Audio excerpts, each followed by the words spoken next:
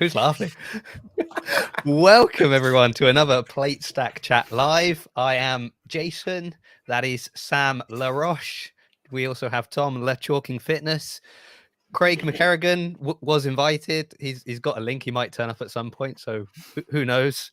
Maybe he might be distancing himself from me because he values his job. I'm not sure. If you're watching, don't forget to sound off in the comments below. Sam has lost it already. He's distancing himself from me because he wants to keep his job. Yeah. Spoilers for what might be coming out tonight. If you're watching, if you're watching, you can see Sam holding a can of Monster Energy and a bottle even. So there may be some changes to the structure of Plate Stack Chat soon.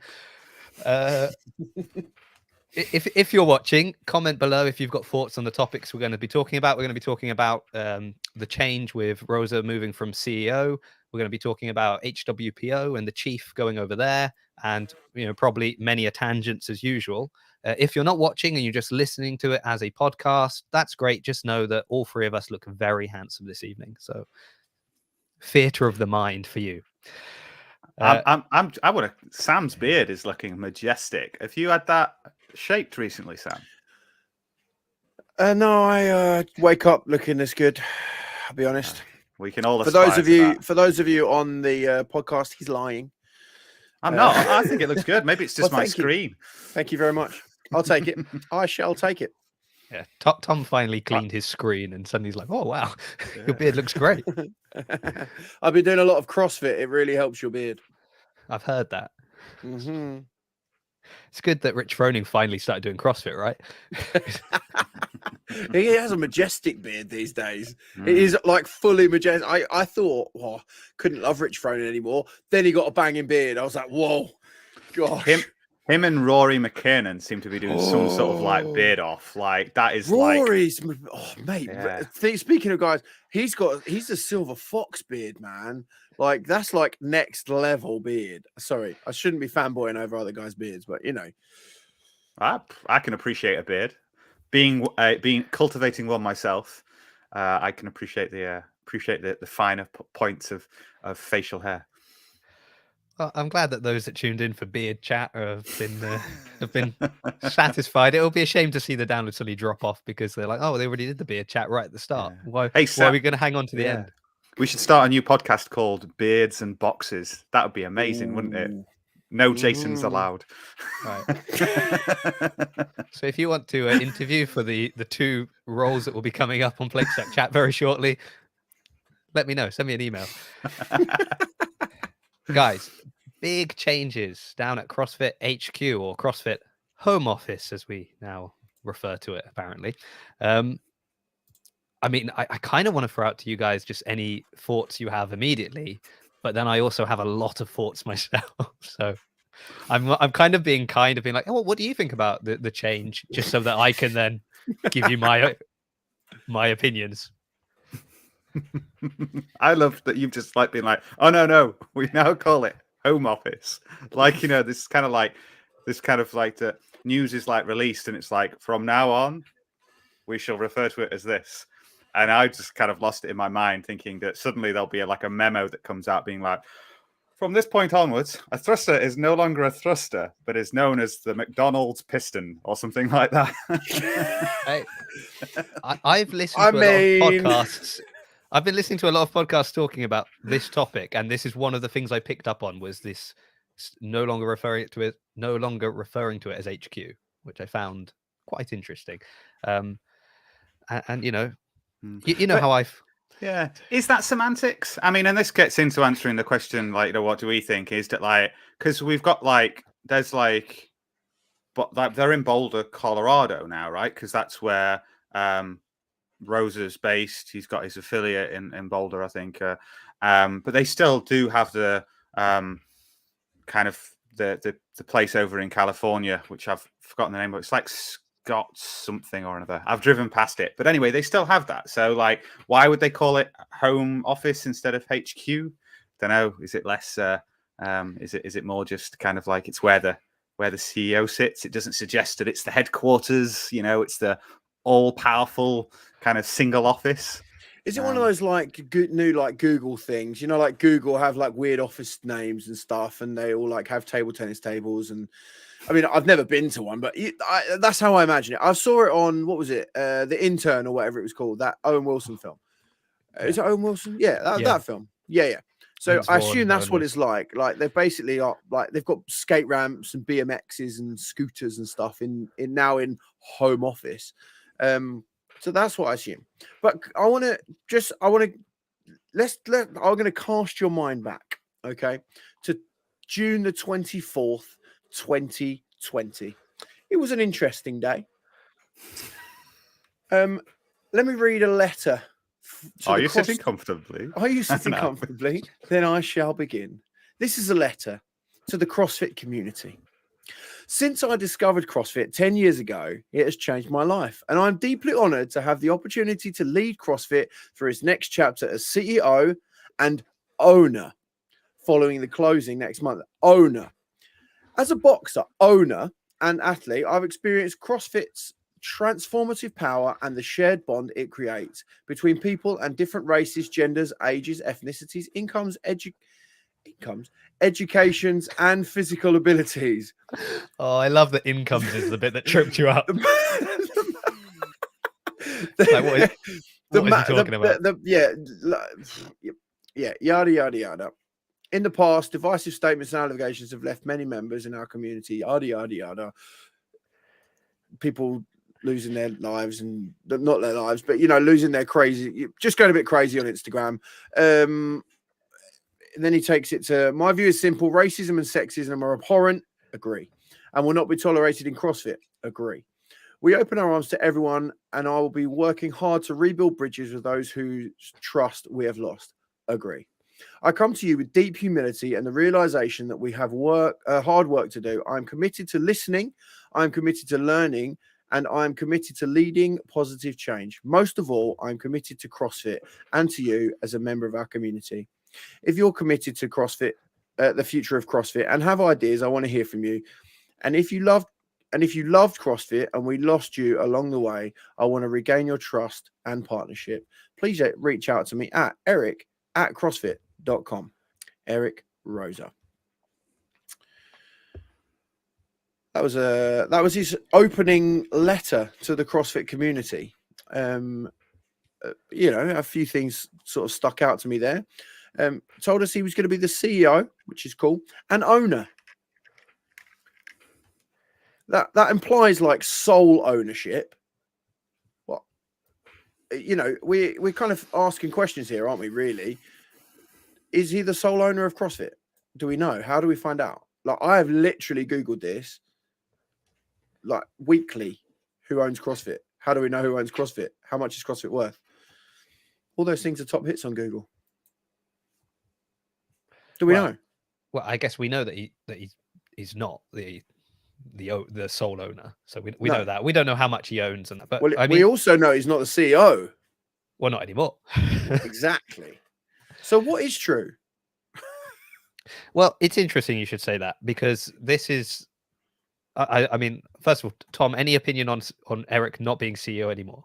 Does it matter? Is it all part of the plan? Is it not?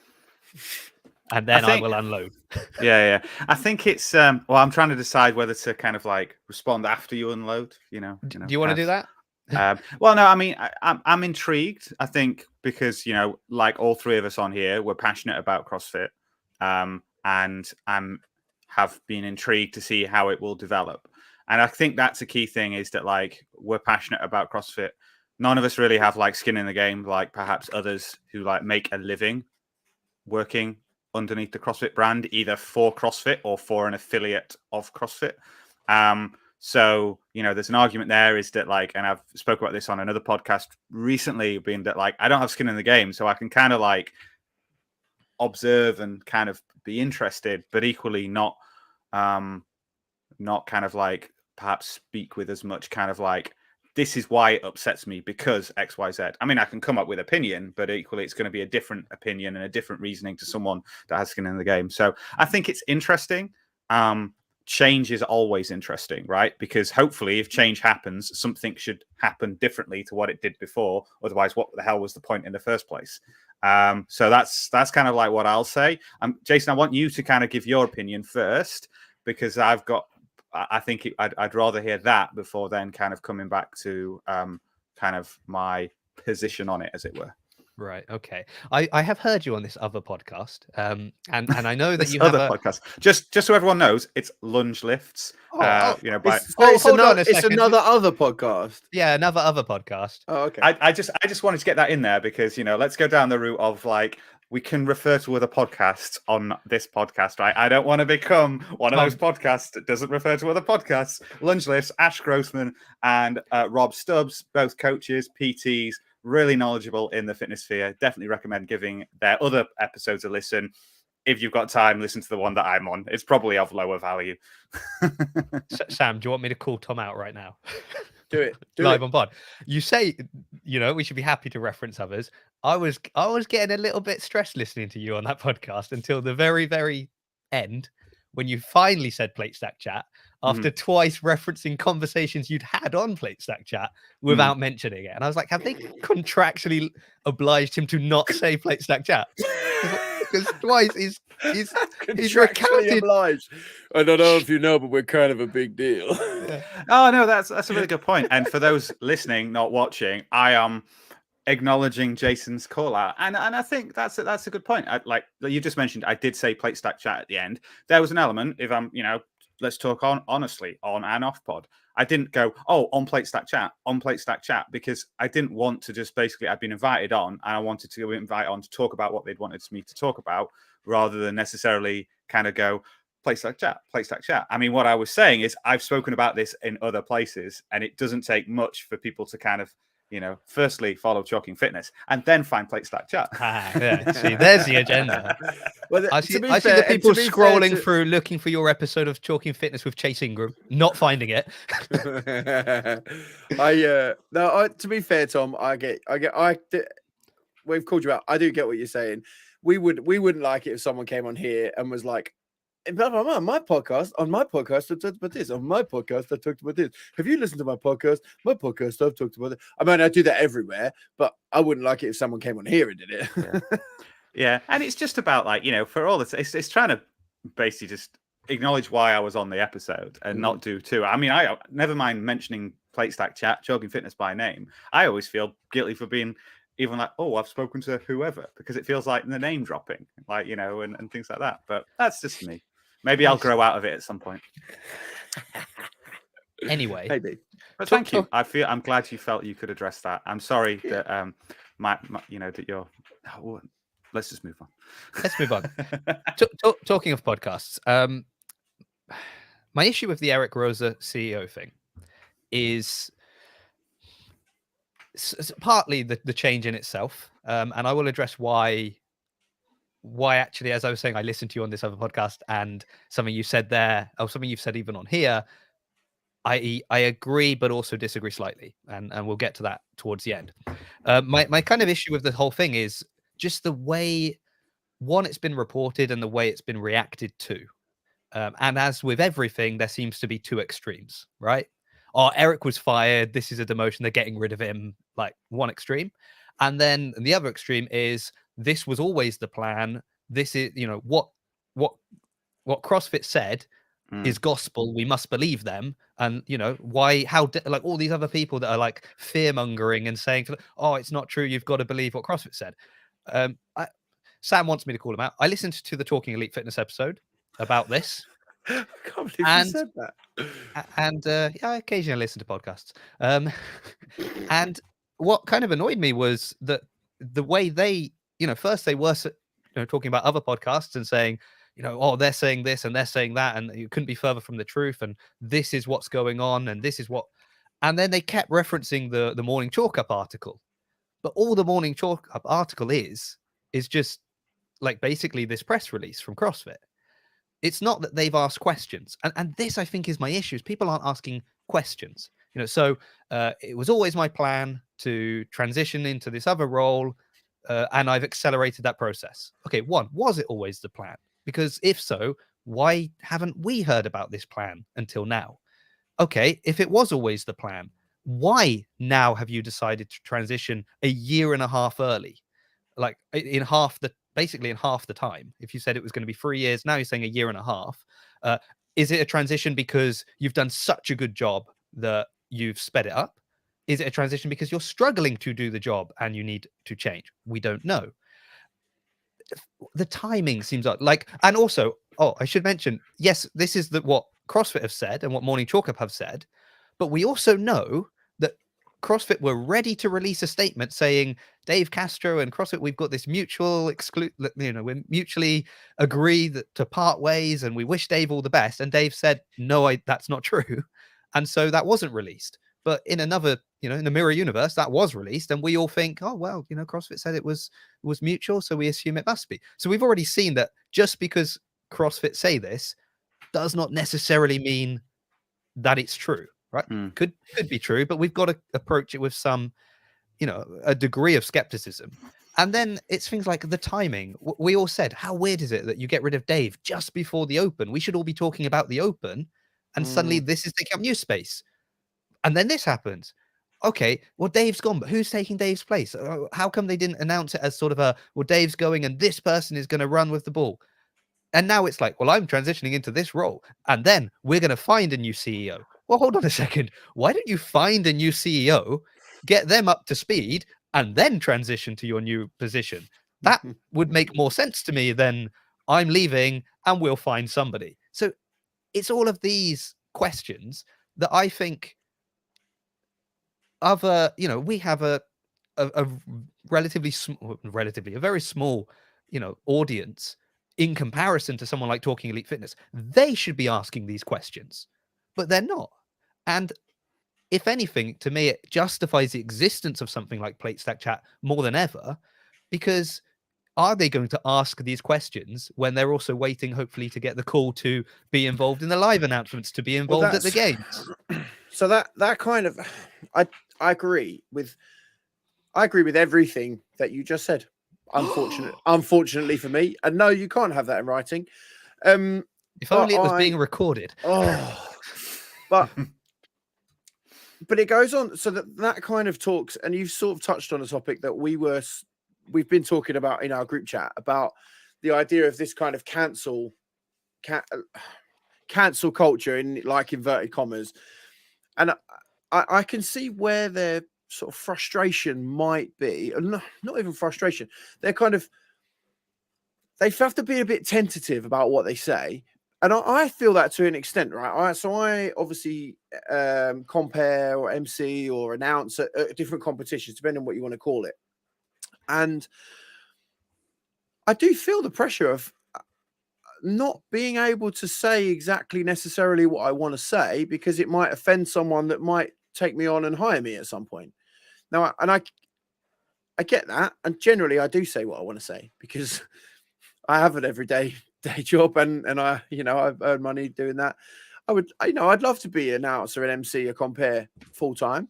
But that would bring challenges, because if I said, it feels like currently in the CrossFit space, if I did or said the wrong thing one time, I'm out. And if that happens to Dave Castro, who's like the director of the games, it could literally happen to anybody. So I can see the frustration that Talking Elite Fitness might have, and the Morning Chalk Up. But equally, you're right. It gives us a good platform to go, well, you haven't even asked any questions yet. Like, all of the questions that you just said, Jace, are exactly right. Like, why have you left? Why are you doing this a year and a half early? Is it because you're amazing and you've done it? Probably not. Is that because you need someone else to do it? Maybe there's something behind the scenes that we don't know about. But then also, like, when you're saying these things, I'm thinking, well, if it was my company, what do I owe you? Like, what? Just because kind of CrossFit is a community, why do I owe you anything? Why do I need to, just because, I guess, because of the culture that has been CrossFit release staff and tell people stuff, and it's a community. And I get that affiliates would probably need to know. And maybe affiliates do know, and they're just not saying anything. I doubt it. But no one's like tight-lipped. But do you understand what I'm saying? Like you can get. They don't have to tell nobody has to tell the general public any of the whole story. Mm-hmm. I think, and I get one of the things you're talking about there, Sam, if I can jump in, and it works for you, it works for Tommy and Sean on Talking Elite Fitness, it works for anyone in any position where there's a relationship, which hopefully there's like give and take. And it's that whole thing of like, don't bite the hand that feeds you. Yeah. And I think what's really difficult for Talking Elite Fitness is the multiple hats that both Tommy and Sean wear, is that they work for the organization that they're also reporting on. Just like, and you describing it for you, Sam, Jason, you sometimes joke about, you've got Plate Stack Chat to be able to speak more broadly and more freely than you would when you're representing CrossFit Bath on the CrossFit Bath podcast. There's nothing wrong with saying that. And Sam, you touched a point there, right? It's like you normally say what you think, you've got a day job, but there's also this thing is you've got a day job. You engage your brain before opening your mouth typically and think, I might have an opinion, but I've got to make sure I put it across kind of constructively. And I think to go back to the whole idea of like bite the hand that feeds you, one of the real issues we're kind of seeing, and it comes back to community that you're talking about, Sam, but it also comes back to kind of like the veil that we've got within kind of like still have within CrossFit, is that like you're not really sure the appetite of the thing that might bite you. You don't really know when it's going to feed you something. And so it's quite an unpredictable relationship. And I think the other thing is so talking about community is because it's passion driven, it's community. Like I've talked loads about it being more of a lifestyle. Like here are us three people who've never owned an affiliate, never owned an affiliate in our lives. We don't earn our living from CrossFit yet. And yet we're passionately talking about it. And it's this fact that there's like there's a demand for information from the top by even at the community level, not just the affiliate, like probably at the affiliate level. And I will come back onto the affiliate level at some point, but everyone in the community is like, I want to know because like this means so much to me. Now I'll get onto, but should it? And what that means is you end up with, and this might be something that kind of like Tommy mentioned on Talking Elite Fitness, was that like you end up with like an information vacuum. If you've got a strong demand for information and there's not enough information coming out, you get a vacuum, and that annoys people because they feel like they're not getting all the information that they need. Tommy and Sean then talk about how then people start to fill that vacuum with speculation. You could argue we're speculating here, right? But fair enough. So, there are problems. Many people contribute to that, getting on board, getting on the, we're doing it a little bit. Is this a clickbait episode? Quite possibly, because we're talking about something that we don't actually have any extra information than what is already available, yet we're sharing our opinion. So, I think it's valid. So yeah, I think that's one of the things kind of I've gone off on one a little bit there, but it's that no one wants to bite the hand that feeds you because we're all out to kind of make a living and try to continue to contribute constructively to the community. It can just be really unpredictable. Yeah, I guess I guess the problem is that if you're kind of a go-to source of information from many people and you are so embedded, and this is what, we see this, globally on, when governments and newspapers and things are tightly linked, right? That they control, or media and things like that, and that, that they can control the narrative. And I guess this is sort of the issue, right? Like, yeah, we don't have any extra information because we don't have the contacts. We don't have the people that we can ask those questions, but they do. So maybe they have the obligation to ask those questions. Maybe they did and they didn't get answers. I think it's more that you go like, if you don't have anything more to say about it, just leave it. Like, talk about the open, talk about the games, talk about the stuff that you can talk about. But why do an entire episode going on about something if then and all you are doing is just saying, well, this is what CrossFit said and this must be true, and anyone who says anything different, well, that's wrong. But how do you know that that's true? I have two other little tiny points. One I've forgotten a second time. I remembered it and then I forgot it again.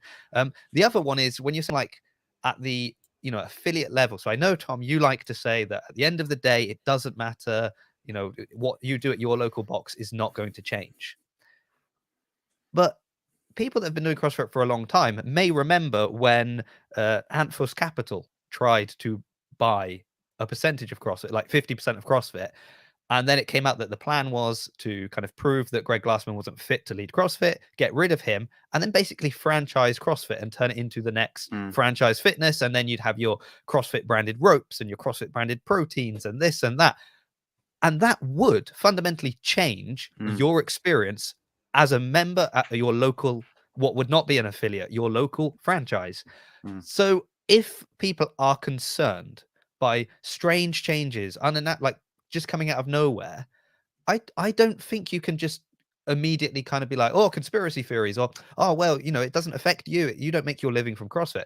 If history, you know, relatively short history in the life of CrossFit has shown that actually people can get in, can make big changes if they want to, that would affect you at the very base level of CrossFit. And so I do think people can be, you know, justified with that concern. My other thought, I remembered what it was now, was that in that morning chalk up article, they kind of, the way they talked about Roza and like coming in and you know, and this was the situation he found CrossFit in, and you know, all of this glitter. It's like, yes, but Eric Roza didn't affect the majority of the things you're talking about. So like they talked about how many affiliates were closed. Well, when Eric Roza took over, like let's just talk about the UK. In the UK, every single affiliate was closed. Now every single affiliate is open. How much influence did Eric Roza have on either of those two things? Zero. It was government that said you have to be closed, and now the government said you can be open. So they were closed when they had to be closed. Now they're open. So reporting that as kind of when Eric came in, everything was closed, and now everything is open. What a good job he's done.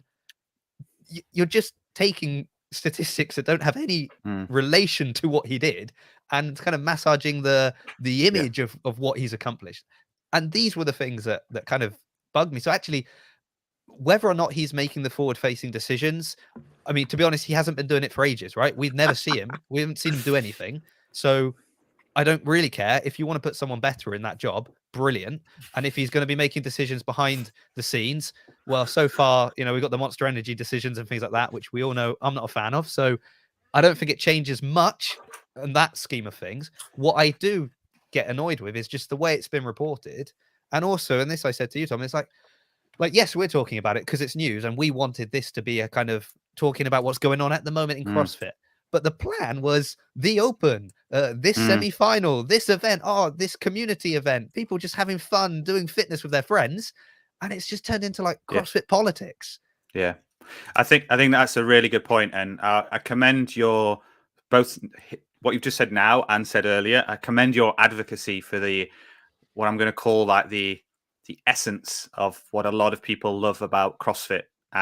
You know, both the affiliate model, but the methodology and the communities that exist. And I think you make some really good points. And there I was like, should we really care what's going on at HQ? A thruster will still be a thruster. And you've made some really good arguments for how actually with example of how, you know, and I joked at the beginning, no, it's now the McDonald's piston, right? You know, and like, there are examples in the past where the fundamental structure of CrossFit as a brand could change. So I think you make a really good point, and I commend you on your advocacy and also for highlighting the issue with this detracting from what we should be talking about. So when I say that, like, thruster should be, you know, what the Talking Elite Fitness should be talking about, what the morning chalk we should be talking about is getting people into affiliates, improving their lives with fitness, getting excited about the Open. And so you've made that point a couple of times, and this is detracting. So speculation detracts from it.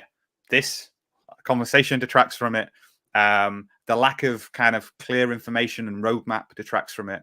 So I think it's kind of like really interesting to kind of, and I think you've made some really good points, which make me double check whatever I mean, make me stop and think actually, rather than just being like, maybe it doesn't really matter at the affiliate level, because it clearly does. I will put out one thought, and this is where like, we should try and get affiliate owners on, get them to speak openly.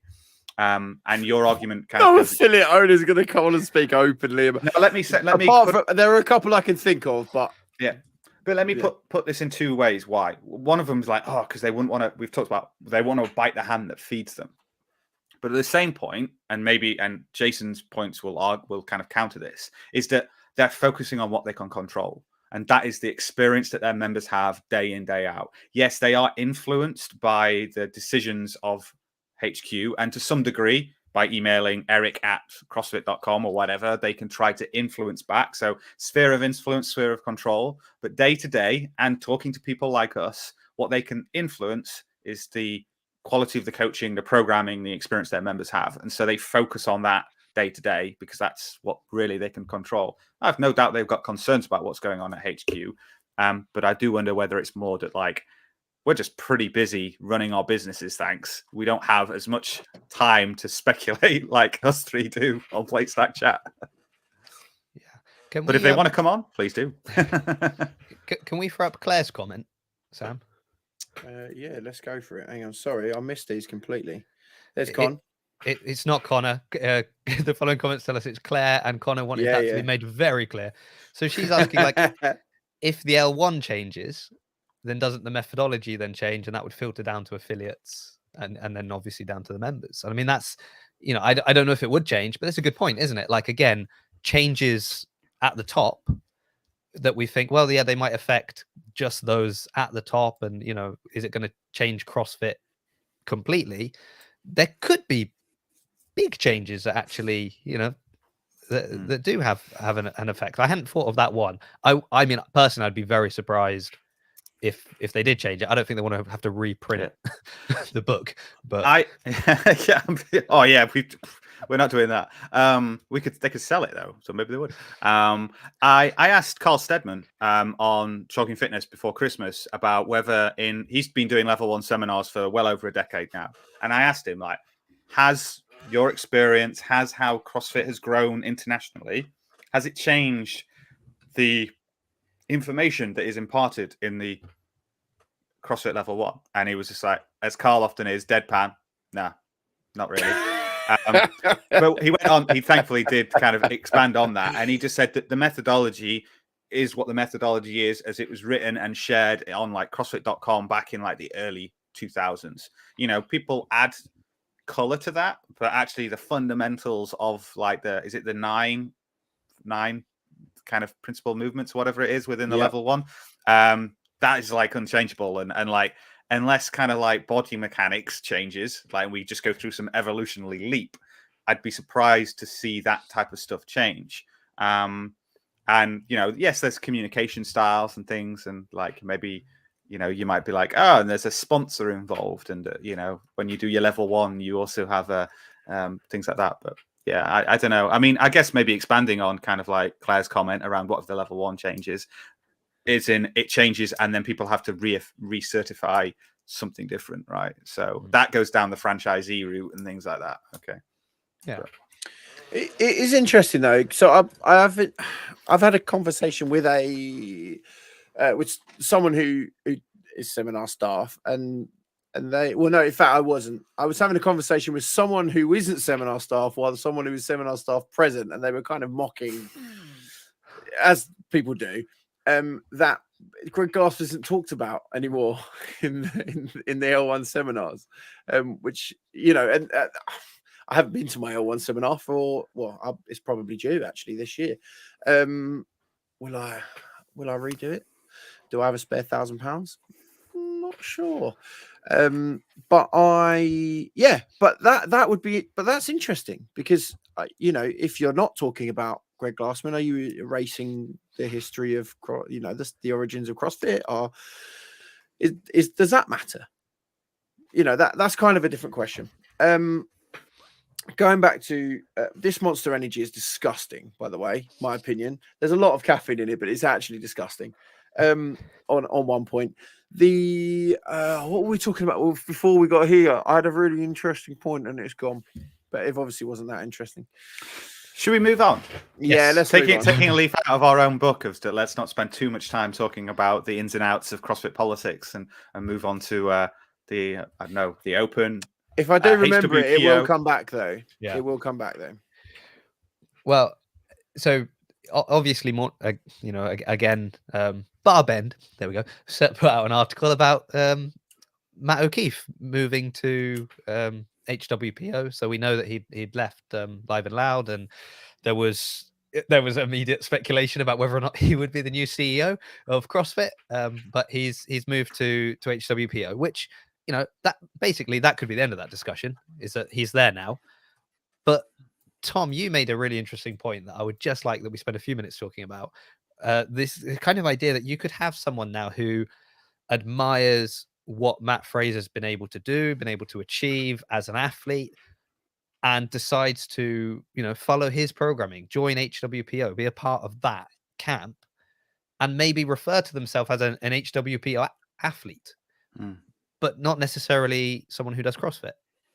Like, could this be where we start seeing a break of other, you know, I don't know what to say franchises, but other brands being contenders in the, oh, well, I'm, you know, oh, I'm a weightlifter, but I do HWPO training, like something like that. Do you know what I mean?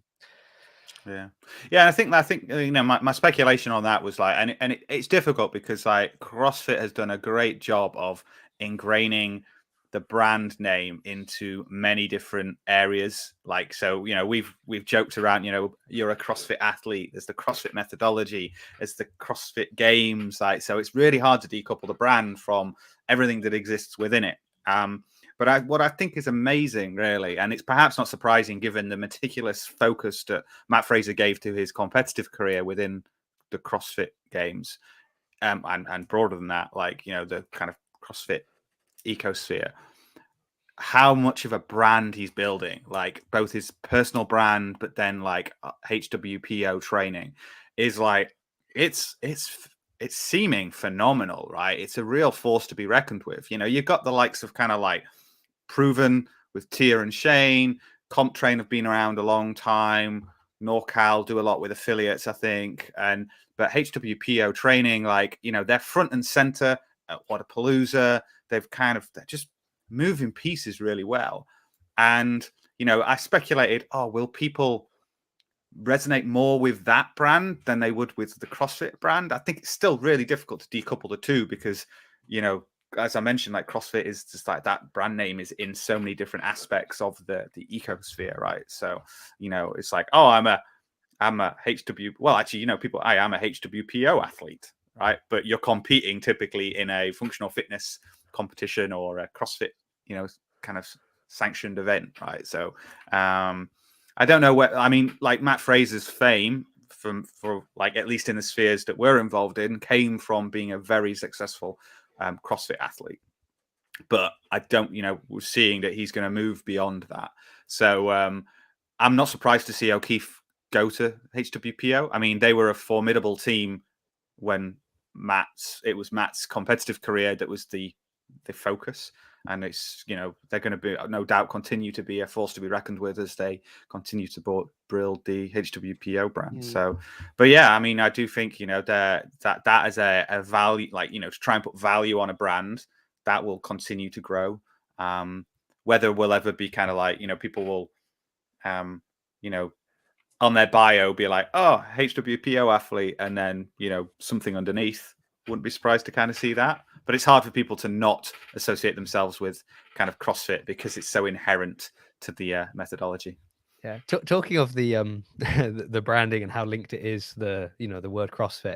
I've been thinking about it a bit this week after our last discussion, and the how easily CrossFitter slips off the tongue compared to CrossFit athlete, and how they want you to say CrossFit athlete, but just scrolling through Instagram, the number of people that are, you know, the average CrossFitter, the below average CrossFitter, the, you know, and even back in the day, like Arm & Hammer, when he first started his blog before, what was it? Wadcast podcast, before Arm & Hammer TV, all that, he was the naked CrossFitter, right? So this expression CrossFit has been around for a long time, and CrossFit sort of insisting you don't use it. I finally found the the comparison, and it is that kid at school that's got a nickname he doesn't like, and he's trying to make you use his new cool nickname that he's come up with, and he's like, oh, you're gonna call me this. I was like, no one's calling you that. We're all gonna keep calling you the nickname we've chosen for you, and we're gonna say CrossFitter. Like, it's and just get on board with it. Like, what's really interesting is it's harder to decouple CrossFit from CrossFitter than it is from CrossFit athlete, because you can be an anything athlete, right? You could be a hybrid athlete, you could be a, you know, decathlon athlete, you could be, although then it would be a decathlete. You get my point, right? Yeah. But like, you know, maybe does that mean technically it's a crossfleet? CrossFit. Yeah. No. CrossFit. Well, because a decathlon athlete was a decathlete. Yeah, but it's. I guess we need to get a linguist in, someone who's an expert in language to really understand that, and maybe someone also understands where CrossFitter came from, who decided to add er on the end rather than athlete.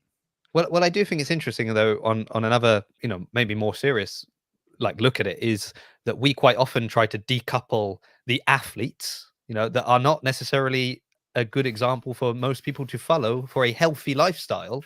And we're like, that's not what you're going to see every day in your box. That is the extreme, the CrossFit athlete that actually are punishing their body, not necessarily taking care of it. But go to your local box and you've got that guy in his 80s, and it's harder to get participant on a t-shirt though. It takes up more space. Well, CrossFitter is the answer. Oh yeah, let's go. Boom, we've just solved it. Right. Going back to the Matt Fraser thing, I don't think there will be HWPO athletes. I don't think that there won't be like the HWPO games or anything like that, because it's part of hybrid performance, right? That's like the whole deal of it. So that you're basically being coached by the fittest. The way they're branding it is get coached by 5 times CrossFit champion and the fittest man in history, Matt Fraser. That. Okay, but then that's kind of where it is. Well, but you're not though, are you? Because it's not a methodology; it's just a dude. Well, no, but hybrid is Steffi Cohen's thing, isn't it? So you've got you've got weightlifting, you've got Olympic lifting, you've got all of that. So you might refer to yourself as like, I'm a hybrid athlete. I train, like everything hybrid. So I get my lifting from this person, I get my functional fitness. What's up, team? I know you're. Whoa, soz. My bad. That's what Sam does if he doesn't want me to keep talking. He just mute. Anyway, there we go.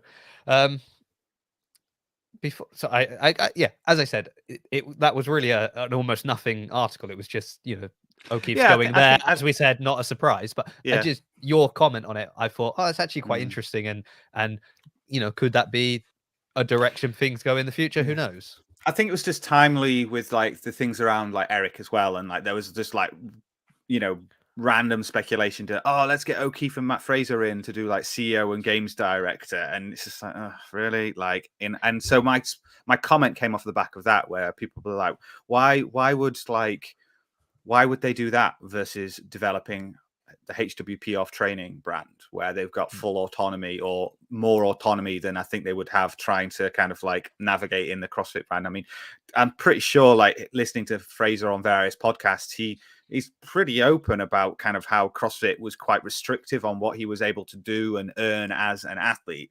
And so I know people like, this is where people engaged thumbs on keyboards before like, really having to think about it. But that comment came more from that, is that like, and so maybe that would have been a better way to expand on it on this podcast, is more that like, why would people who have been very successful already in their creating brands and performance, in the fringes of CrossFit, not move further away to have more freedom than move inward and kind of then just probably have more headaches?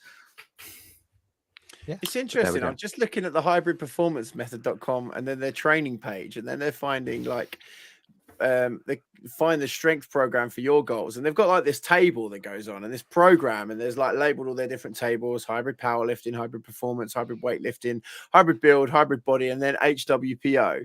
And then it's like across the top, it's like squat, bench, press, deadlift in one column, snatch, clean and jerk in another, bodybuilding in another, conditioning in another, and sports specific in another, right?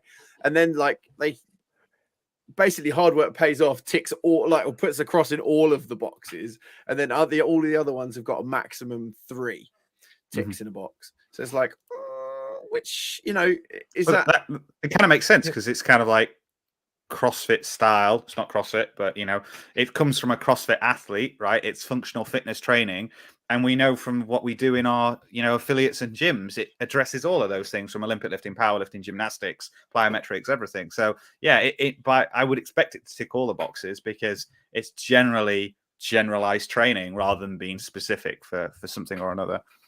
And I would also expect that there would be people going there that do not want something that ticks all the boxes because they've gone in with a very specific goal. If it's weightlifting, they want Olympic lifting, and they're going to pick someone like Hunter to be their instructor. I think she's got a program for hybrid Olympic lifting. And you know, I mean, I think I saw a video of her like jerking 120 kilos the other day. So she's probably very good at it.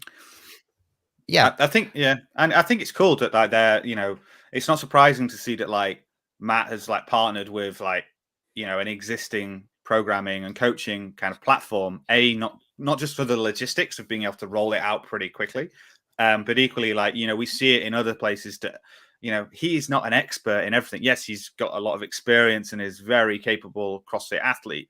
But like other training, like Mayhem, right? They bring people in who have expertise in weightlifting, in aerobic capacity and stuff like that. And then they contribute their expertise underneath the banner of Mayhem athlete. But equally, like I'm sure that Matt is getting input from other coaches. You know, he works closely with Jake Marconi and, you know, and undoubtedly he'll be getting inputs from others because and especially being a weightlifter, he's a scholar of the sport. He's a scholar of weightlifting, of powerlifting, because, you know, he's passionate about it. So he'll undoubtedly want to kind of soak up that knowledge like a sponge.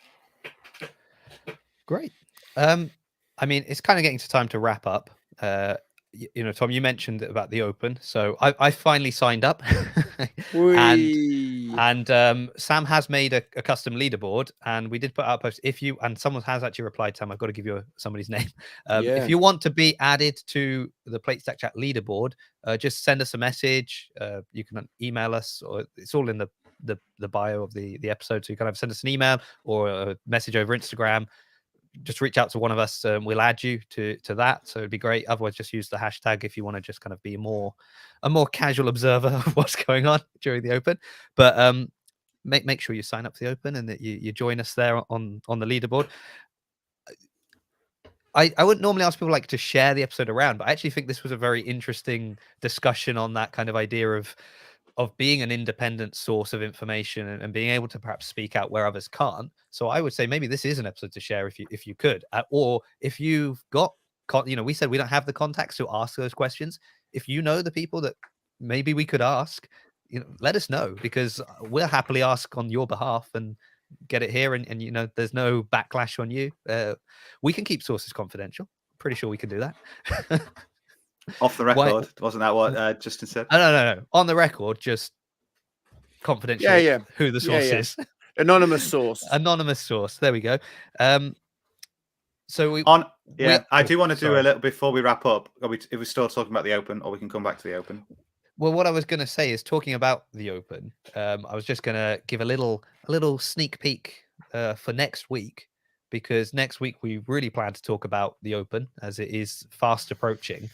And if nothing goes wrong, we should have Ben from WOD Prep joining us. So we're going to talk about, you know, the approach to the Open, how to kind of get your best score at the Open, maybe what you can do between now and the Open starting to sort of position yourself well, how to maybe attack a workout, you know, what are the tips and tricks that are going to launch you up those extra spaces on the leaderboard. So make sure you tune into that one.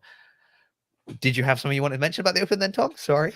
Yeah, I mean, I do have an additional love for the UK kind of community. I recognize it's great we have an international listening. I've been taking a look. Obviously, we're 2 weeks out tomorrow from the announcement of the first Open.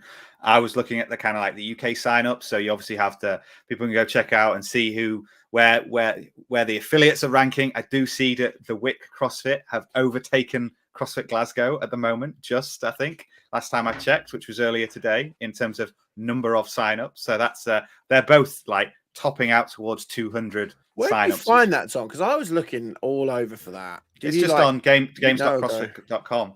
But the other thing I did is I wanted to take a little bit more of a deep dive into kind of like, you know, so at the moment, when I took the data yesterday, we had over 5,800 people that have signed up already.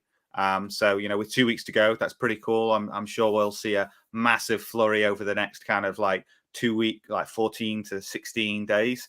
And we actually, I think the thing I want to highlight as well is obviously you've got the age group divisions from 18 right up to 65 plus. In the UK, we've got people signed up in all of those divisions already, male and female, which is great to see. But then there's also 3, 6, 7 different adaptive categories as well, which I think is awesome. And we actually have at least one athlete who is from the has their nationality as the UK in each of the adaptive categories signed up already. So it's phenomenal to kind of see the kind of inclusion at the open stage, and I'm really looking forward to seeing more and more people getting involved, because the open really is for everyone. So that's all I wanted to say. It's been great to see that. Well, Sam was just scrolling down the list. Did you notice who was in 14th, I think, on the CrossFit CrossFit Bath. Bath. CrossFit Bath. Currently sitting 4th in the UK. Nice. Can we do that? Can I do just UK? Yeah. You probably can't. By country. For anyone listening to the podcast, Sam is having a live look at the affiliate participation leaderboard on games.crossfit.com, which anyone can get into. And so he's having a quick look at United Kingdom specifically, see how they've juggled out. Yep. We're doing by it. By 5 sign-ups, the WIC have it over CrossFit Glasgow. They do. And then there's a good 191, and then second place is 186 CrossFit Glasgow. Third place 117 with CrossFit Witham. Then fourth place CrossFit Bath with 104. CrossFit Huntsman, they're very local to me. They've got 98. And in fourth, where am I? Where's Bear Walden CrossFit? I want to find you. We've got to have more. So yeah, he's got to change page. Yeah, 2 weeks to go. I think that's good. I've yet to sign up, but I certainly will be signing up. So great to see. Also, I'm not familiar with LN CrossFit, which is in Lincoln, right? And so you've got CrossFit Witham, which is in Lincolnshire, and LN CrossFit. So there's Lincolnshire's clearly a place for kind of signups. So there we go. Bear Walden CrossFit, 105th with 22. To be fair, considering how many people we have at Bear Walden CrossFit, that's probably quite a high percentage of signups. I don't know exactly how many we have, but as well, we don't have the long term sort of.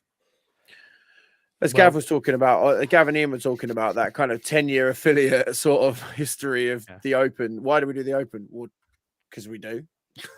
Well, we had the team, the division of all members into teams released yesterday.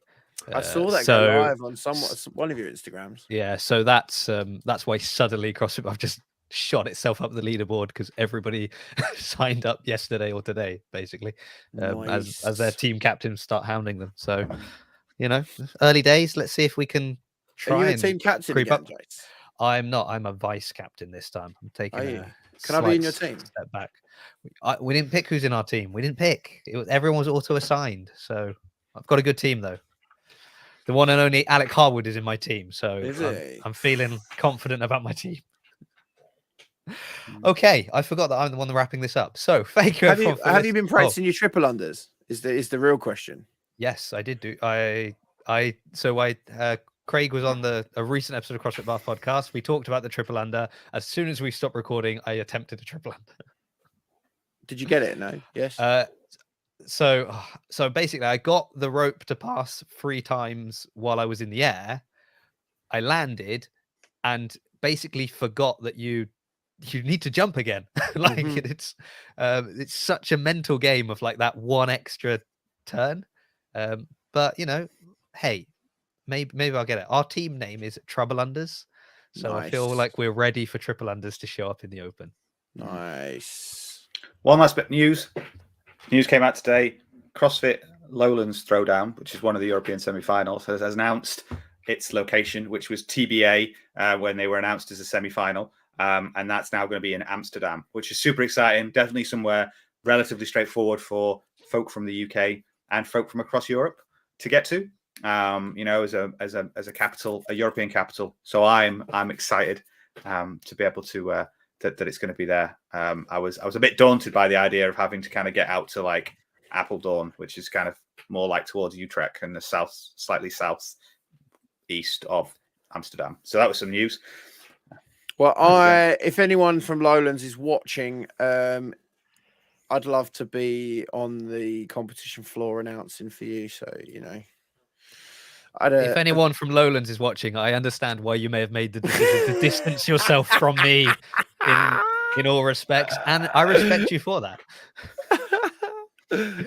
If you wish to stay a sanctioned or a licensed CrossFit event. Okay, and on that note, bye everyone. Sam, take us out. Yeah, I'm doing my thing. You did it too quickly. Oh. Ciao, bye.